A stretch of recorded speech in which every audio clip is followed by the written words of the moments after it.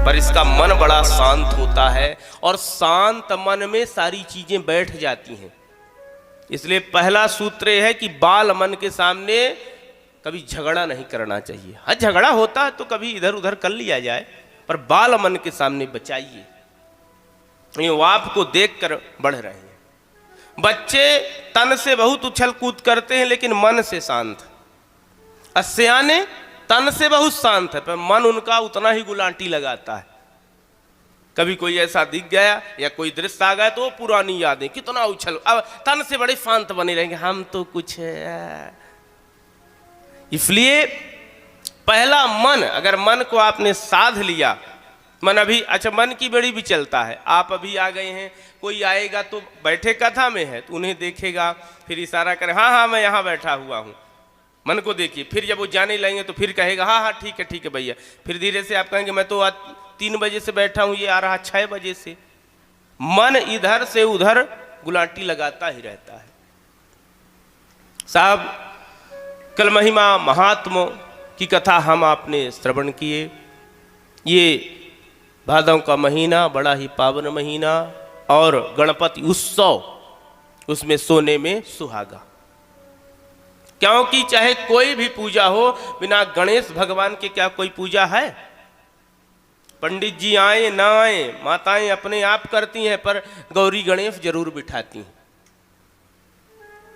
तो ये हमारा आपका कितना बड़ा सौभाग्य है कि गणेश जी के जन्मोत्सव में हम आप भगवान की कथा श्रवण कर रहे हैं। ये बड़ा ही पावन पर्व है साहब।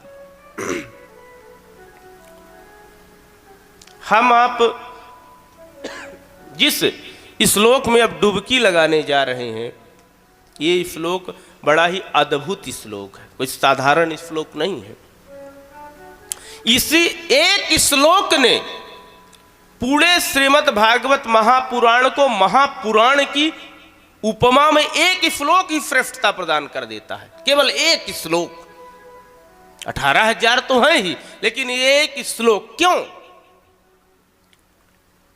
क्योंकि आप जितने पुराणों की कथा सुनेंगे ना, सब में अमुक अमुक देवी देवता का आवाहन या मंगलाचरण या उनके नामावली की यश कीर्ति गाई गई है। लेकिन इस श्लोक में, श्रीमद् भागवत महापुराण के इस श्लोक में किसी देवी देवता का नाम आया ही नहीं। किसका नाम है? अंत में सत्यम परम धीमहि, माने भगवान सत्य तो सत्य, चाहे आप जिसको मानिए, सत्यम शिवम सुंदरम आप गाते ही हैं। गणेश भगवान भी सत्य हैं, सच्चा दरबार दुर्गा माँ भी सत्य है, राम श्याम भी सत्य हैं। अपितु संप्रदायवाद से बचाने का ग्रंथ है श्रीमद् भागवत महापुराण। आज कलयुग में संप्रदायवाद और मनमानावाद, दो बातें खूब निकल के आई हैं। हम जिस संप्रदाय में, उसी संप्रदाय की तरफ खींचतान करते हैं। हम जो करते हैं उसी में मनमाना रहना चाहते हैं, दूसरे की सुनना नहीं चाहते हैं। अपने आप को हर परिस्थिति में सिद्ध करना चाहते हैं। ये ग्रंथ व्यास जी जानते थे कि कलयुग में, चूंकि वो अमोघ दृष्टा है, कलयुग आएगा, कलयुग में सारी बातें आएंगी। इसलिए इन सब बातों को एक करने के लिए सारी व्यवस्था बनी रहे, इसलिए ऐसा श्लोक का लेखन किया। बड़ा ही अद्भुत श्लोक है साहब। आइए हम आप गाते हैं। आप जिस देवी देवता को इष्ट आराध्य